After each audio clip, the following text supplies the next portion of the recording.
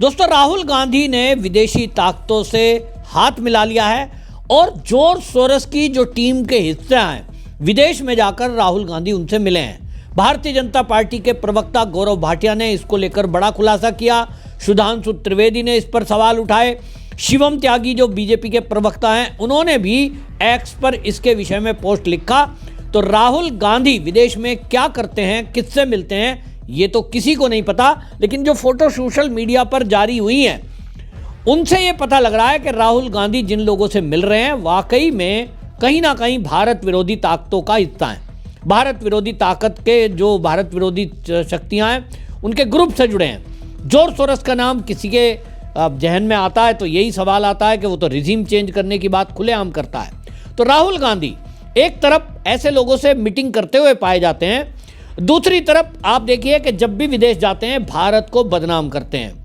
भारत के लोग, भारत के प्रधानमंत्री मोदी, भारत का मान कैसे बढ़े, पूरी दुनिया में भारत के लिए सम्मान कैसे बढ़े, हमेशा उसकी तारीफ में वो गिनवाते हैं कि हमारे देश में कैसे गरीबी रेखा से उभरकर हम आगे पहुंचे हैं, कैसे विश्व की 5वीं सबसे बड़ी अर्थव्यवस्था बने हैं, कैसे हमारे देश का यूपीआई दुनिया के कई देशों में चल रहा है, किस तरह से हमने रूस और यूक्रेन युद्ध के बीच भी अपने देश का व्यापार तेल का रूस से जारी रखा, हम किसी महाशक्ति के दबाव में नहीं आए, और जिस तरह से ऑपरेशन सिंदूर किया उस पर भी पूरी दुनिया भारत की पीठ थपथपाती है, भारत की शक्ति को पहचानती है। लेकिन राहुल गांधी वो कहेंगे साहब कि ऑपरेशन सिंदूर में तो मोदी जी ने अमेरिका के ट्रंप की दबाव में समझौता कर लिया, शीट फायर कर दिया। वो तो कहते हैं साहब जो हमारे भारत का लोकतंत्र है जिसकी दुनिया तारीफ करती है, राहुल गांधी विदेश में जाते हैं तो कहते हैं वहाँ तो ईवीएम में हैक हो जाती है, वोट चोरी होती है। और अब वो बर्लिन की यात्रा पर थे तो बर्लिन की यात्रा में वहाँ वोट चोरी का मुद्दा उठाया जो वो भारत में उठाते रहे। भारत में जिस तरह से उन्होंने प्रेस कॉन्फ्रेंस की, उसके बाद चुनाव आयोग ने अपनी प्रेस कॉन्फ्रेंस में एक एक करके राहुल गांधी के झूठ को एक्सपोज किया। देश के गृह मंत्री अमित शाह ने संसद के अंदर राहुल गांधी के फर्जी वोट चोरी मुद्दे का एक एक करके जवाब दिया और यह तय हुआ कि राहुल गांधी जितने भी तथ्य रख रहे हैं वो तथ्यहीन हैं। लेकिन अब समझ में आ रहा है कि राहुल गांधी आखिर में वोट चोरी की रट क्यों लगाए हुए हैं। ईवीएम में हैक हो जाती है पहले बोला करते थे, लेकिन उसकी रट अभी भी लगाई हुई है। आखिरकार राहुल गांधी ये समझ चुका है कि बिहार के चुनाव में बिहार की जनता को वो इस बारे में कुछ भी समझा नहीं पाए, क्योंकि जनता को समझ में आ गया कि बिहार के अंदर किसी का भी वोट कटा नहीं, सबने अपना वोट कास्ट किया है। अगर मान लीजिए 1000 लोग का भी वोट कट जाता, जो कांग्रेस के वोटर थे, जो आरजेडी के वोटर थे, और कट जाता तो क्या वो सड़कों पे नहीं होते, क्या वो मीडिया में प्रेस कॉन्फ्रेंस में नहीं आ रहे होते? एक भी नहीं आया, इसका मतलब किसी का नाम नहीं कटा। तो वोट अपनी मर्जी से सब कास्ट कर रहे हैं, लेकिन राहुल गांधी फिर भी वोट चोरी का मुद्दा कर रहे हैं। उसके बावजूद भी बिहार में मुद्दा फेल हो गया, उसके बावजूद भी दिल्ली के रामलीला मैदान में इन्होंने एक बड़ी रैली की, पूरे देश के लोगों को बुलाया गया, पूरी देश की नहीं इंटरनेशनल मीडिया को बुलाया गया। तो लोग सवाल कर रहे थे, मैं देख रहा हूं बड़े बड़े पत्रकार टीवी पर डिबेट कर रहे थे कि आखिरकार राहुल गांधी ये वोट चोरी का मुद्दा छोड़ क्यों नहीं रहा। असली बात जो मुझे समझ में आती है, आप अपनी राय भी रखें, मेरी समझ में ये आता है कि जो भारत विरोधी ताकतें हैं, जो भारत के लोकतंत्र को पसंद नहीं कर रहे हैं, उभरते हुए भारत को वो झेल नहीं पा रहे हैं, जैसा दुनिया में अब भारत की ताकत बढ़ रही है, वो जो महाशक्तियां अभी तक रही है, चाहे वो चीन हो, फिर चाहे वो अमेरिका हो, इनको लग रहा है कि भारत कैसे आगे बढ़ रहा है। तो वो भारत से चिढ़कर ऐसा एक ग्रुप उन्होंने बनाया है जो भारत को बदनाम करे, भारत में जो भी तरक्की हो रही है उसको डाउन करने की कोशिश करे। और उसी टूल किट का हिस्सा मुझे कहीं ना कहीं राहुल गांधी बनता हुआ दिखाई दे रहा है। ऐसा एक ग्रुप है जो भारत विरोधी ताकतें हैं, जो भारत को तोड़ना चाहते हैं, भारत को डाउन करना चाहते हैं, भारत की अर्थव्यवस्था पर प्रहार करना चाहते हैं, चाहे पाकिस्तान के आतंकवादियों के जरिए, चाहे बांग्लादेश में हिंदुओं पर हो रहे अत्याचार के बदले। वो चाहते हैं कि भारत कहीं दंगों में उलझ जाए। तो राहुल गांधी भी उसी टूल किट का हिस्सा हैं। तो वो जाकर बात करते हैं कि साहब यहाँ लोकतंत्र पे हमला हो रहा है। वो कहते हैं कि साहब भारत के अंदर तो जो चुनाव है उसमें उन्होंने उदाहरण दिया, एक प्रेस कॉन्फ्रेंस की बात की कि यहां जो भारत में चुनाव हुआ, ब्राजील की एक मॉडल ने 200 जगह वोट डाल दिया। सोचिए, भारत में उन्होंने कहा 200 जगह उसका नाम है वोटर लिस्ट में, लेकिन जब वो बर्लिन जाते हैं भाषा बदल गई और उन्होंने ये दावा किया कि 200 जगह एक मॉडल ने ब्राजील की वोट कास्ट किया। और ये अपने आप में बहुत बड़ा गंभीर आरोप है।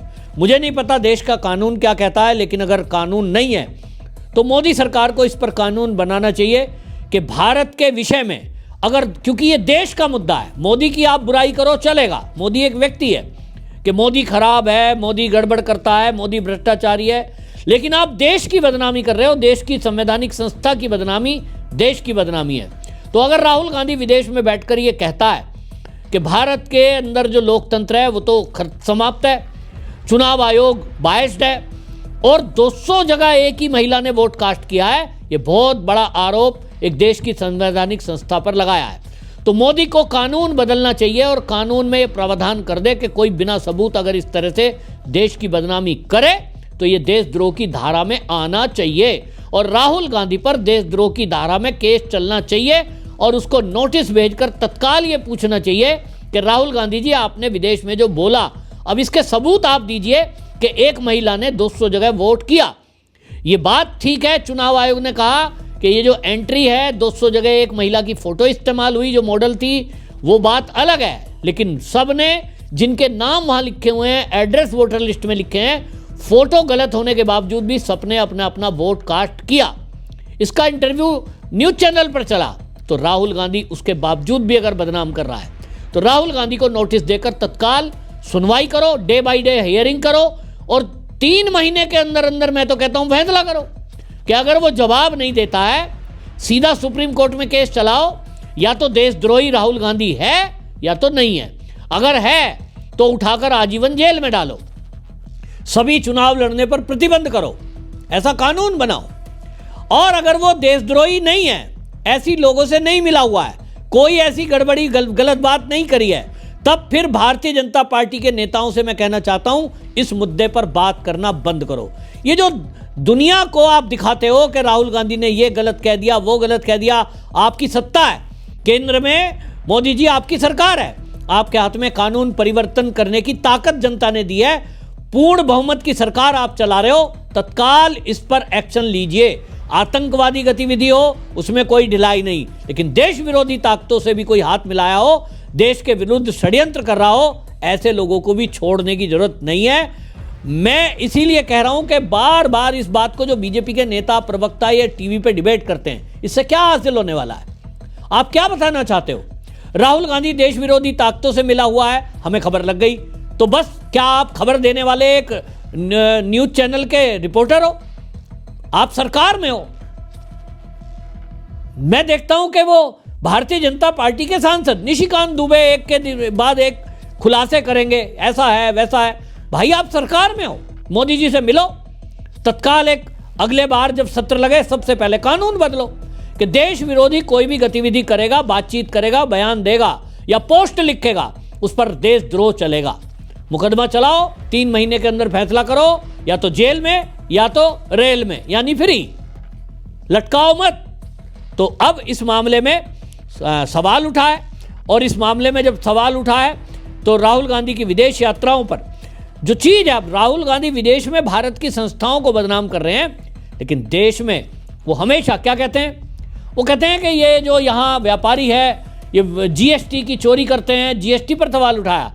तो राहुल गांधी से व्यापारी जाकर मिले और उन्होंने कहा कि आप जो व्यापारियों को चोरी करते हो, भारत के व्यापारियों को आप बदनाम करते हो कि ये सरकार तो व्यापारियों की है, मोदी सरकार तो अडानी अंबानी की है और ये कुछ ही लोगों के जेब में व्यापार पहुंच रहा है। उस पर व्यापारियों ने अपना आक्रोश जताते हुए कहा कि भाई आप व्यापारियों को गाली देना बंद करो, हम लोग टैक्स देते हैं तो सरकार अपने काम चला पाती है, हम लोगों को रोजगार देते हैं। तो आप भारत के, चाहे अडानी हो या अंबानी, ये भारत के उद्योगपति हैं, आप इनकी बदनामी करोगे, आप इन पर प्रहार करोगे और चीन और अमेरिका की कंपनियों का स्वागत करोगे। राहुल गांधी BMW कंपनी में जा रहे हैं तो वो कहते हैं साहब ये तो बहुत अच्छा प्लांट है, ये तो तरक्की करना चाहिए, भारत में भी ऐसा होना चाहिए। लेकिन भारत के टाटा, महिंद्रा, ये जो भारतीय कंपनी मारुति यहां भारत में मैन्युफैक्चरिंग जो गाड़ी कर रही है या बाइक, तुम उसकी बुराई करोगे। और सरकार अगर कोई उनको मदद करती है, टैक्स में कोई छूट करती है, लोन दिवाती है बैंक से, तो आप कहते हो ये तो टाटा की, बिरला की, अंबानियों की सरकार है। तो इस पर व्यापारी भी नाराज हैं। लेकिन भारत विरोधी ताकतों से मिलने में गौरव भाटिया जो भारतीय जनता पार्टी के प्रवक्ता हैं, जैसा मैंने कहा कि वो जॉर्ज सोरोस की टीम से मिलने पर वो आपत्ति जताते हैं और उन्होंने बताया कि किस तरह से जॉर्ज सोरोस की जो संस्था है वो उनसे मिलते हैं राहुल गांधी विदेश में जाके, जो अपने आप में एक चिंता की बात है। राहुल गांधी की मीटिंग, उसको लेकर वो बाकायदा एक अखबार की कटिंग दिखा रहे हैं जिसमें पूरी रिपोर्ट छपी है। लेकिन फिर मेरा वही सवाल है कि आप सरकार में बैठे हो, जॉर्ज सोरोस से तार जुड़े हुए बता रहे हो और कह रहे हो कि सोरोस से ऐसे लोगों से मिल रहे हो, एक जिस्म दो जान, दो जिस्म एक जान है, सबूत सामने आया है। विदेश की भूमि जर्मनी का दौरा करते हैं और वहाँ हर्ली स्कूल में कर्नेलिया वोल्फ से मुलाकात करते हैं। तो भैया कर्नेलिया मुलाकात से करें, जॉर्ज सोरोस से मिलें, गलभैया करें, गले मिलें, इससे फ़र्क क्या पड़ता है? आप ये बताओ ना कि सरकार में बैठे हो कि राहुल गांधी वहाँ विदेश में गया तो ओपन सोसाइटी से अगर वो मिल रहा है, देश विरोधी, भारत विरोधी ताकतों से जो मिल रहा है, वहाँ उसने क्या ऐसा काम किया जो देश विरोधी है? मिलने से थोड़ी कुछ होता है। सबूत कौन लाएगा? आपके पास एजेंसियां हैं, उसकी जानकारी आप दीजिए। बहरहाल गौरव भाटिया ने जिस तरह से प्रहार किया है, गौरव भाटिया ने यह भी कहा कि भारत में राहुल गांधी ने संविधान की शपथ ली और उसके बाद भी वो भारत विरोधी बयान दे रहे हैं। तो भाई इस पर आप एक्शन लो। वही बात, राहुल गांधी भारत के दुश्मनों से मिल रहे हैं, इस पर कड़ा एक्शन होना चाहिए। आप भी अपनी राय रखें कि जो मैंने आपको बात कही, क्या आपको लगता है कि राहुल के खिलाफ इस तरह का एक्शन होना चाहिए? अगर हाँ, तो अपनी राय कमेंट में लिखें, वीडियो को शेयर करें ताकि मोदी पर यह मैसेज जाए कि देश की जनता चाहती क्या है। वंदे मातरम।